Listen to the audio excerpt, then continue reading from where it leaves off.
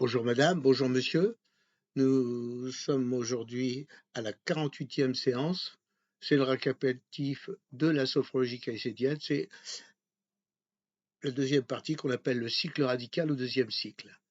Dans ces 4 degrés, Alfredo Caicedo a mis en place 4 techniques spécifiques phoniques qui sont des techniques de résonance du son par la conscience et sur toutes les cellules du corps.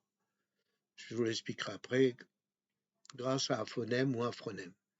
Avec toutes ces méthodes, Alfredo Caicedo a créé 4 techniques spécifiques, la RDC5, la RDC6, la RDC7 et la RDC8, qui sont intégrées au deuxième cycle. La RDC5, pendant la pratique de la RDC5, on emploie le phonème audible et, tu, so, ki, ya sur les 5 systèmes isokai ou les 5 parties du corps, avec les 5 centres d'énergie, plus le point de la totalisation sur le 6e point.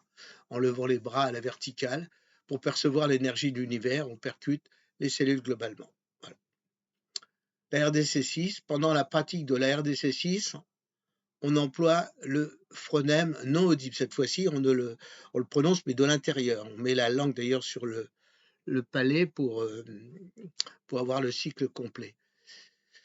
Sur les 5 systèmes isokai ou les 5 parties du corps avec les 5 centres d'énergie, plus le point de la totalisation sur le 6e point. C'est toujours pareil. On change simplement du phronème en phonème ou l'inversement. On percute les cellules globalement en travaillant sur les valeurs de la conscience, de l'âme, l'amour et d'autres choses qui sont aussi nobles. Voilà. Dont celles dont on avait parlé, les 33 valeurs de la conscience. La RDC7, pendant la pratique de la RDC7, on emploie le phonème non audible et mu, so, triya sur les 5 systèmes isokai ou les 5 parties du corps avec les 5 centres d'énergie plus le point de la totalisation sur le 6e point. On percute les cellules globalement. Alors, on travaille 2 choses. Premièrement, on travaille sur l'énergie de la matière vivante qui a évolué depuis la naissance de l'homme à nos jours, ou de l'homme de Cro-Magnon jusqu'à maintenant, avec des stades où il y a eu la conscience évidemment qui s'est révélée, alors qu'au début c'était des primates. Deuxièmement, on travaille sur l'énergie de la conception de l'être vivant au premier instant à la 12e semaine. Ça veut dire que c'est une deuxième énergie, hein, la première étant celle qui nous vient de nos ancêtres, hein, la généalogie, et la deuxième qui nous vient de notre père et notre mère, entre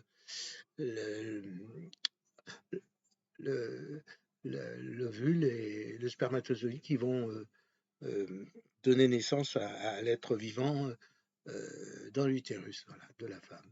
Donc on travaille sur l'énergie de la conception de l'être vivant aux premiers instants de la 12e. C'est une deuxième énergie.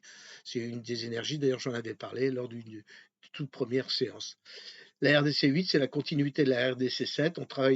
On continue de travailler sur les deux énergies, celle de nos ancêtres et celle de notre propre conception.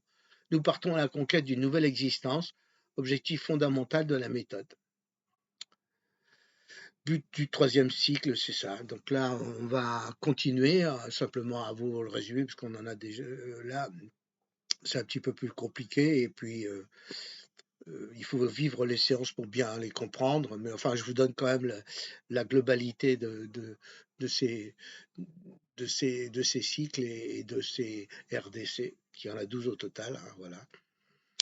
Donc nous verrons la semaine prochaine le 3e cycle, le cycle existentiel de la sophrologie caïcédienne. Maintenant, c'est à vous de liker. Faites vos commentaires afin d'enrichir le débat. Merci et à la semaine prochaine. Au revoir.